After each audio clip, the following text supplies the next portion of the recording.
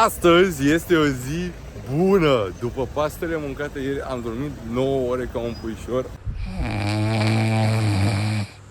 Acum am aflat la cardio.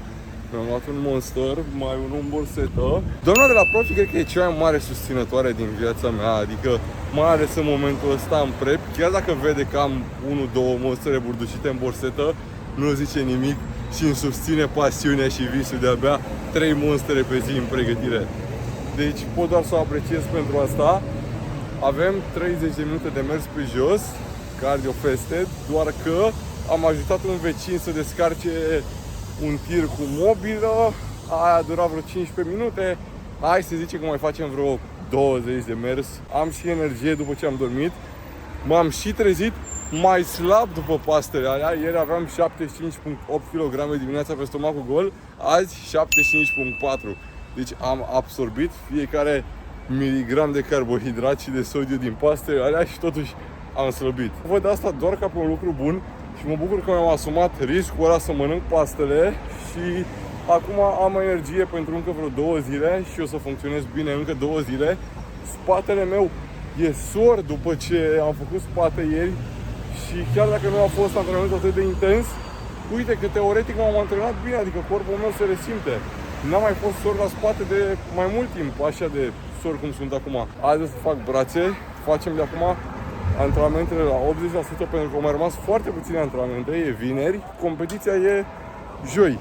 Miercuri nu mă antrenez pentru că o să plec la Cluj și cu o zi înainte de competiție nu mă antrenez ca să nu am mușchi inflamați pe scenă. Mai avem azi care e vineri brațe, sâmbătă care e mâine umeri, duminică piept, luni spate, marți, în ultima zi, fac așa un full body, doar de pump. Și asta o să fie.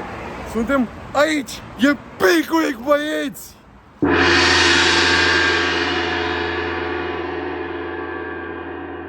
Masa de dimineață e aici, 80 de grame de ovăz cu 30 de grame de whey. Acum îmi iau și suplimentele. Am făcut bidonul de apă trepit la telefon, am pus camera la încărcat, filmăm și astăzi la sală, 2 zile consecutive de filmat.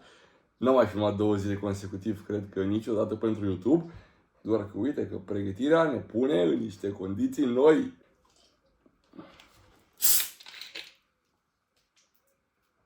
Bun, și Pepsiu.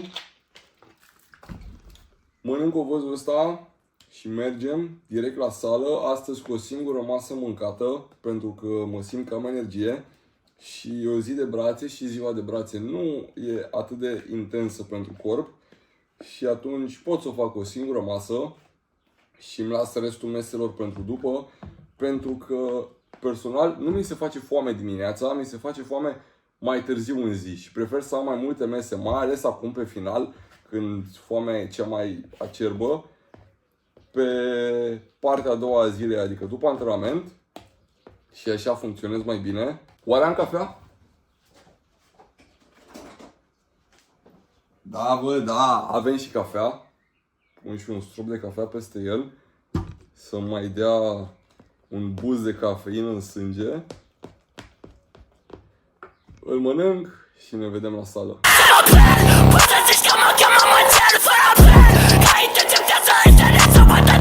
Călcăm pe cadavre, nici nu ne pasă de voi. Cumpărăm mai multe arme, să știe lumea de noi. Noi nu vrem să avem o pace, ne place sânge și ploi. Multe tancuri și AK-uri ca să începem un război.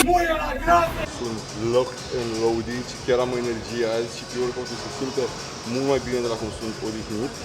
O să începem cu exercițiul ăsta de triceps, unde fac 3 serii de lucruri, mi-am făcut întâlnirea, pauză între ele de 1 minut, 1 minut jumate, greutatea nu o să mai fie atât de mare și o să încerc să las cam o repetare în mine, să nu merg până la failure total. Mi-am lăsat fasciile mele la cineva și acum le probez pe astea pe negru. Nu am încercat pe astea pe negru încă pentru că mie îmi plac mai tare pe verde neon. Și asta e prima oară, și fresh, nu mai scoase din punguță. Am pus 95 de kg, normal făceam cu max out ăsta care e 113. Nu mai fac cu max out și fac cu greutatea asta, încerc să scot peste 10 repetări la fiecare serie.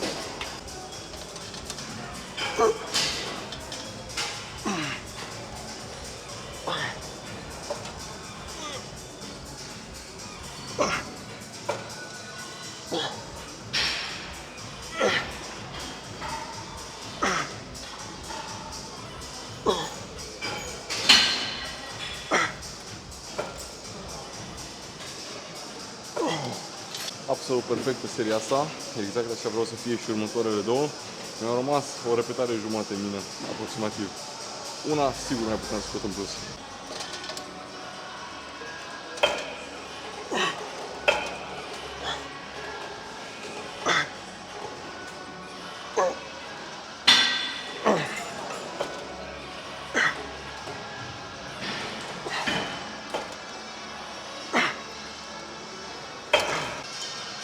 Am reușit doar 8 repetări la seria precedentă, asta e ultima serie, s-a schimbat planul, am scăzut cu o placă la 86, fac câte repetări pot cu greutatea asta, după care un drop set cu jumate din greutate și fac din nou câte repetări pot.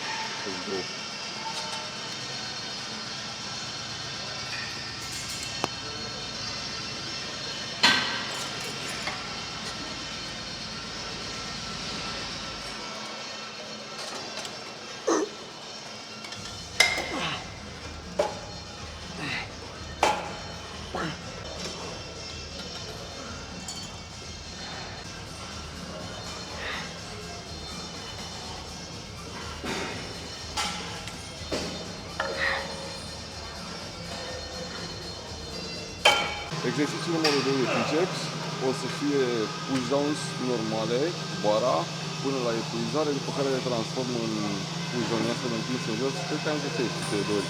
Tot timpul e vorba astea.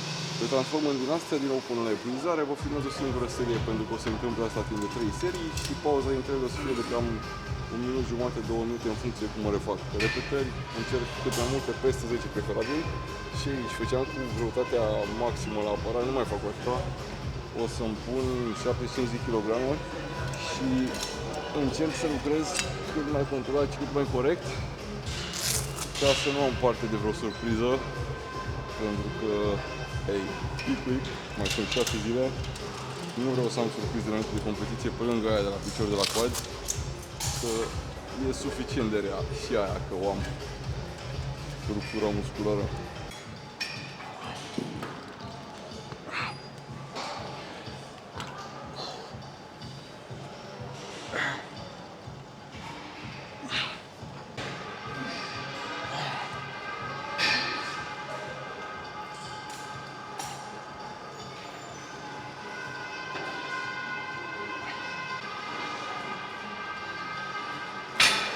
Am ghicit la perfecție greutatea, tot cu 75, încă 2 serii.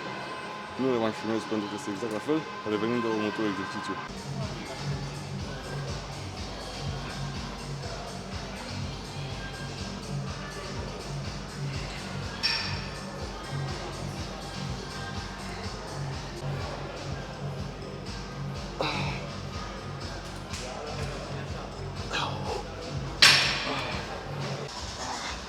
Pentru triceps mai am 3 serii, mai mult de pump, pauze de minute între ele, cu gantera în spatele capului. Aici avem 5 serii, nu mai fac 5, care sunt suficiente pentru că am nevoie de energie să antrenez și bicepsul și acolo să am vreo 9 serii de lucruri.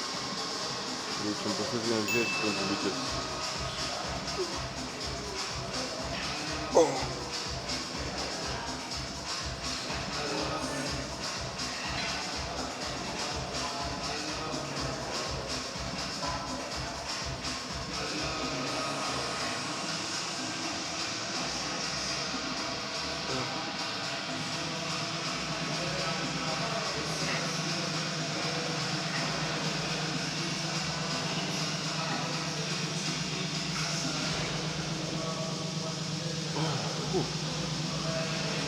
Mi s-a terminat toată energia de pe ziua de azi.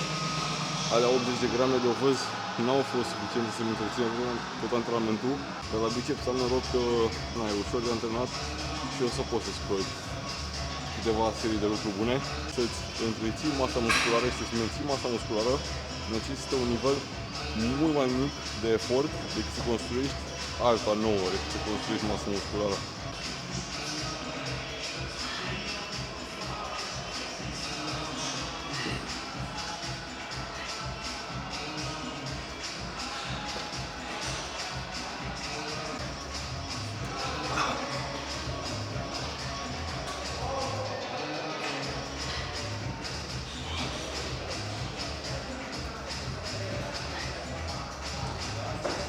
trecem la biceps. Azi o să fie un biceps full, adică cu biceps brachial și cu celelalte două capete. Pentru că n-am putut să fac el la spate biceps brachial pentru că nu are energie. Și o să încep cu biceps normal 2 serii, biceps brachial 2 serii, deci o adică, și după aia la un aparat încă vreo 2 sau 3 serii. Atât. La biceps normal, câte repetări pot, o să-mi iau 15 kg, încerc să scot peste 10 și pauza dintre serii cam 1 minut jumate, 2 minute.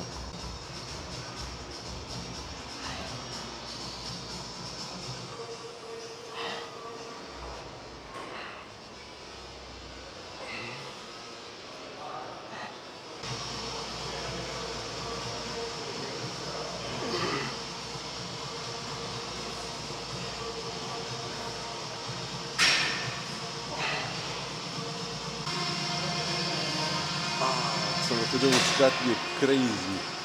E crazy, uite. Și mă dor venele. Venele astea de aici sunt absolut mortale. Când fac ceva, cred că se și vede, mi se strâng pe antebrați și aici nu am pic de grăsime, pic de body fat, îți zic cu mușchi și mă dor la fiecare repetare. Suffering from success.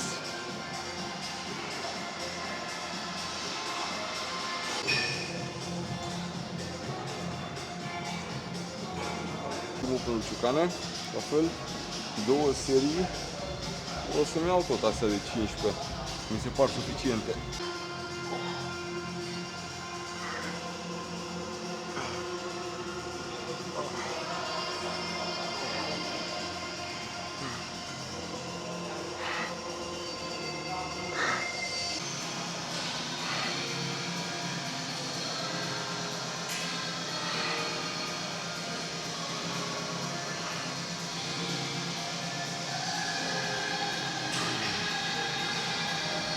Ultimul exercițiu din probabil și posibil ultima zi de brațe până la competiție e aparatul ăsta de biceps unde fac 3-4 serii doar să fie făcute.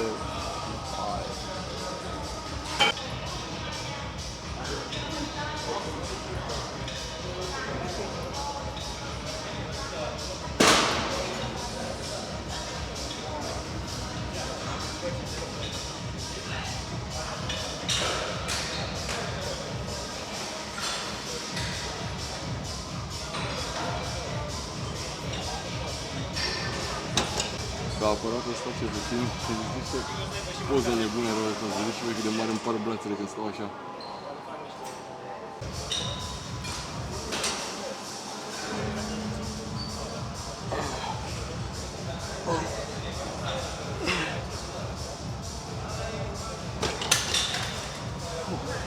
Ultima zi de brațe a fost finalizată cu succes. Mai am abdomen de făcut, dar înainte de asta hai să vedem pump-ul, pentru că nu o să mai am pic de pump la brațe până termin abdomenul și e ultimul pump.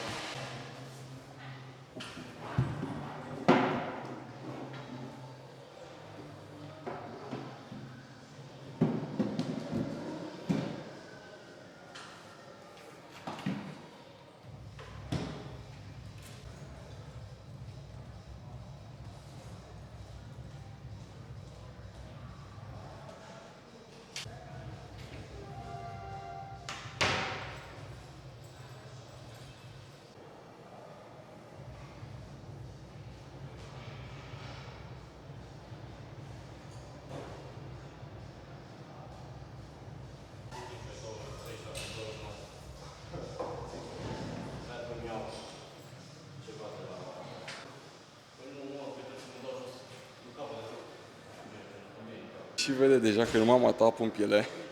Pielea mea e relativ subțire, când o să mă opresc să beau și apă și o să mă deshidratez pentru competiție. O să vedeți, o să par gras în momentul ăsta față de cum o să arăt pe scenă. Pentru că rețin încă multă apă de la câtă apă beau și fără carbohidrați mă descarc cu carbohidrați. Mă încarc și cu o deshidratare cum trebuie și o formă cu minim 30% mai uscată și mai lin decât ce se vede acum. Deși că și acum chiar mi se pare că sunt super uscat deja. Am băut un Monster, am făcut pauză 15 minute și acum urmează să fac abdomen, 3 serii de ridicări de picioare, după care o să fac la aparat încă 3 serii și asta o să fie abdomenul de azi. Nu m-am energie să filmez asta. O să le fac, după care o să fac 30 de minute de cardio la intensitate mare. O să trec și prin ăla și ne vedem acasă la masă, pentru că nu m-am energie să filmez acum nimic și vreau doar să fiu concentrat să pot să-mi fac treaba, pentru că trebuie făcută.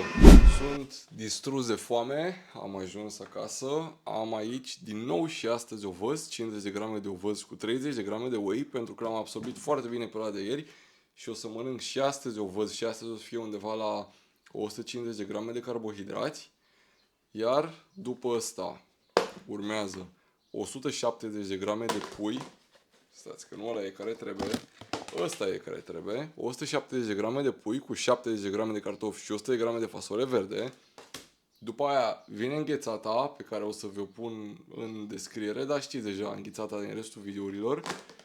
După înghețată vine vita slabă, am schimbat-o cu vita slabă, mi-am scăzut grăsimile ca să fiu super extra condiționat pe scenă. Vita slabă, 170 de grame, e din pulpă de mânzat, are aproape 0 grăsime. 170 de grame, 70 de grame de cartofi și 100 de grame de fasole verde. Și ultima masă, înainte să mă culc, 170 de grame de pui cu 100 de grame de fasole verde. Astea sunt toate mesele pe azi. Astăzi o să fie o zi la 150 de grame de carbohidrați, cam pe acolo o să ajung. Și video o să oprească aici, pentru că nu mai fac nimic altceva în afară de să mănânc tot ce am aici până la finalul zilei. Și vreau să editez video-ul ăsta ce l-am filmat azi și ăla ce l-am filmat ieri, ca să pot să vi le scot și să le aveți aproape în timp real cum au fost filmate. Pentru că mai vreau să facem și un video din descărcare când o să am 50 de grame de carbohidrați în dietă. Duminică, luni și marți, zile de 50 de grame de carbohidrați. Miercuri e ziua cântarului și miercuri o să încep să mă încarc puțin, o să mănânc vreo 200 grame de carbs. După care joi vine competiția și nu vreau să mă încarc foarte tare, tot vreo 200 grame de carbs o să mănânc. Și joi o să fie mens fizic cu fit pairs. Atât pe astăzi, kiss love very, trageți tare să vă faceți mari și ne vedem data viitoare.